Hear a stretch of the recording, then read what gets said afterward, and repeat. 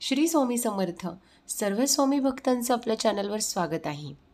भक्त हो, आजचा हा व्हिडिओ अतिशय महत्त्वाचा आहे. पितृपक्ष 2025.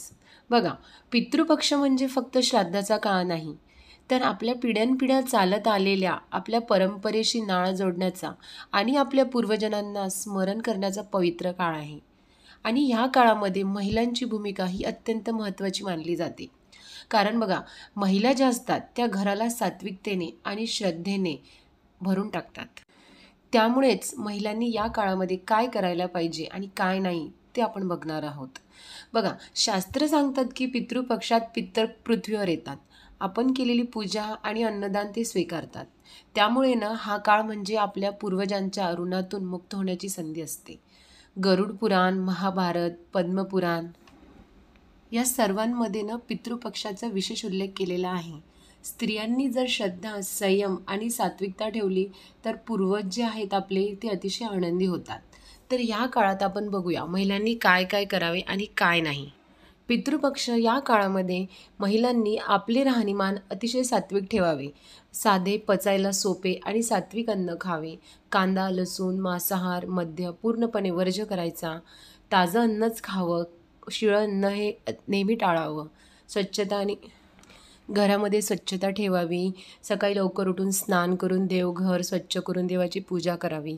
आणि त्यानंतर आपले जे पितृस्मरण आहे, आपल्या पितृचे स्मरण करायचे आहे. म्हणजे बघा, रोज संध्याकाळी आपल्याला ओम पितृभ्यो नमः हा मंत्र 11 किंवा 21 वेळा जपायचा आहे. पितृस्मरण कसं करायचं आपल्याला बघा, रोज संध्याकाळी ना आपण देवपूजा झाल्यानंतर, संध्याकाळचा दिवाबत्ती झाल्यानंतर आपल्याला ओम पितृभ्यो नमः हा मंत्र 11 किंवा 21 वेळा जपायचा आहे. त्यानंतर ओम नमो भगवते वासुदेवाय नमः हा मंत्र पठण केला तरी आपल्या पितरांना शांती मिळते. आणि आपल्याला पारायण व स्तोत्रपठणसुद्धा करायचं आहे. बघा, गीतेचे किंवा विष्णू सहस्त्रनामाचे किंवा गरुड पुराणाचे पारायण करायचे आहे. महिलांनी घरामध्ये स्तोत्रे वाचून सात्विक ध्वनी निर्माण करावा. या काळात दानधर्म केलेलं ते सुद्धा अतिशय फलदायी ठरते. बघा, जे काही भिकारी असतील, म्हणजे जे गरजू लोक आहे, गरीब लोक आहे, भिकाऱ्यांना, गरजूंना अन्न, धान्य, कपडे द्यावेत. गाईला असताना आपल्या गाईला, गाऊमातेला हिरवं गवत द्यायचं आहे. कावळ्यांना अन्नदान करणं विशेष पुण्याचं काम आहे बघा. आणि या काळामध्ये सगळ्यात महत्त्वाचा असतो तो म्हणजे तुमचा सेवाभाव. बघा, वडीलधारे जे व्यक्ती आहे ना आपल्या घरामध्ये, त्यांची सेवा करणे म्हणजेच काय, थेट आपल्या पितरांची सेवा केल्यासारखंच आहे. त्यामुळे ना ह्या काळामध्ये तुम्ही जी सेवा करत आहात तो सेवाभाव तुमचा अतिशय महत्त्वाचा असतो. वडीलधाऱ्याची सेवा करणे म्हणजे थेट पितराची सेवा केल्यासारखेच आहे. आईवडिलांना, आपले जे आईवडील आहे, आपले सासू सासरे आहे, त्यांना आपल्याला प्रेमाने सांभाळायचं आहे. त्यांना वेळ देणं हे देखील पितृपक्षाचेच एक पुण्य आहे.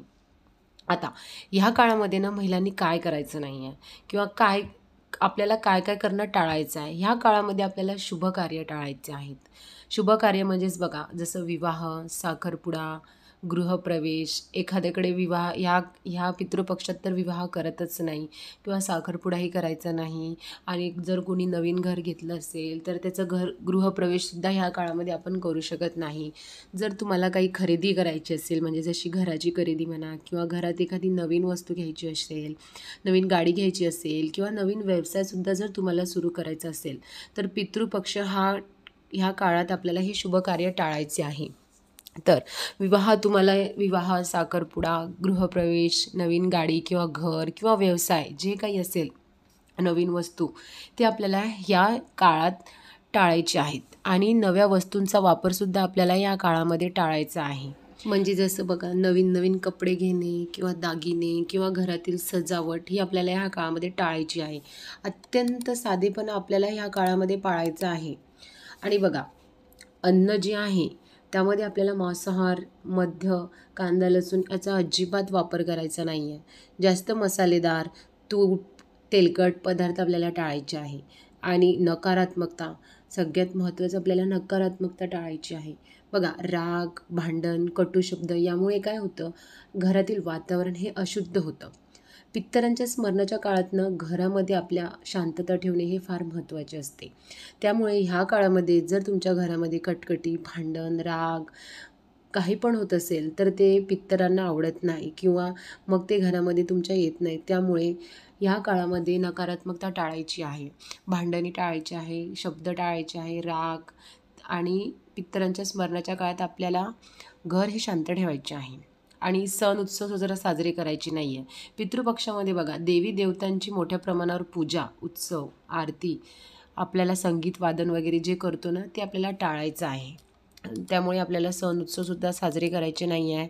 आणि महिलांनी बघा ह्या काळामध्ये महिलांनी जर का तुळशीची पूजा केली म्हणजे रोज तुळशीपाशी दिवा लावायचा आहे आणि ओम पितृभ्यो स्वतः म्हणत आपल्याला तुळशीला पाणी अर्पण करायचं आहे, तर ती अतिशय फलदायी ठरते. तर त्यामुळे ह्या काळामध्ये महिलांनी रोज तुळशीला पाणी टाकून ओम पितृभ्यो स्वतः ह्या मंत्राचा जप करायचा आहे. कावळ्यांना अन्नदान करायचं आहे. पितरांना बघा कावळ्याच्या रूपाने आपल्याला अन्न मिळत असते असे मानले जाते. महिलांनी सकाळी पहिला घास हा कावळ्याला द्यायचा आहे आणि आपल्याला गायीची सेवासुद्धा करायची आहे. आपली जी गाय असते ना गौमाता, तिला गांजर गवत असतं ना हिरवं ते द्यायचं आहे. आणि जर त्यांना पाणी दिल्याने ना पितरांचे आशीर्वाद आपल्याला मिळतात. आणि बघा संध्याकाळी दिवा लावायचा आहे. घराच्या दारात अंगणात संध्याकाळी दिवा लावावा आणि आपल्या पितरांचे स्मरण करायचे आहे. आपल्याला जपमाळसुद्धा करायची आहे. ओम नमो भगवते वासुदेवाय किंवा ओम पितृभ्यो नमः म्हणून ह्या मंत्राचा आपल्याला जप करायचा आहे. कमीत कमी रोज किमान 108 वेळा तरी ओम नमो भगवते वासुदेवाय नमः किंवा ओम पितृभ्यो नमः म्हणून आपल्याला याचा 108 वेळा जप करायचा आहे. बघा पितृपक्ष म्हणजे कृतज्ञतेचा काळ आहे.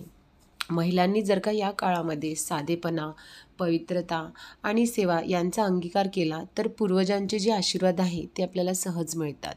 लक्षात ठेवा, पितर जर आनंदी झाले तर देवही आनंदी होतात आणि घरात सुख समृद्धी नांदते.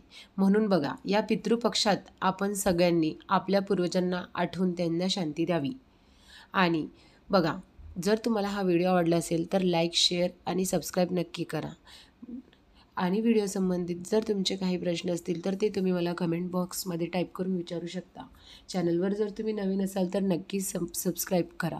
भेटूया पुन्हा एक नवीन व्हिडिओमध्ये. तोपर्यंत नमस्कार आणि श्री स्वामी समर्थ.